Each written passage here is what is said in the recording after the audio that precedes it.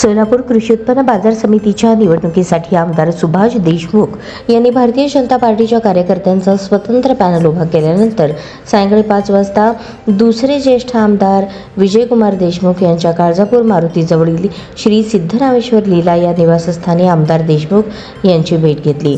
विजयकुमार देशमुख यांनी त्यांचे दारातच बुके देऊन स्वागत केले।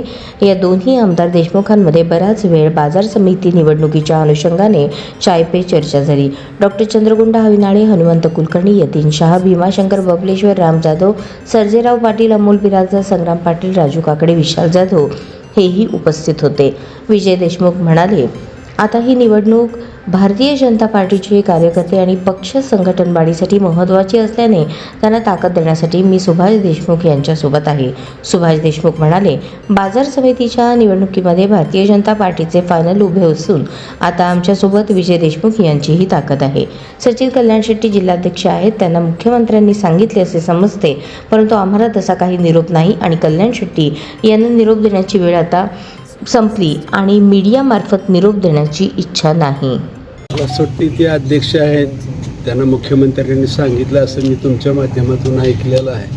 मुख्यमंत्र्यांनी काय सांगितलं अजून मला तरी काही निरोप नाही, नेतृत्व ठरवतील काय करायचं। असं वाटतं का की त्यांनी यावं, आता ही वेळ आहे? आता ती वेळ बहुतेक संपलेली आहे आणि मला तुमच्या मार्फत निरोप द्यायची काही इच्छा नाही तशी यावं। कृषी उत्पन्न बाजार समितीच्या निवडणुकीच्या वेळी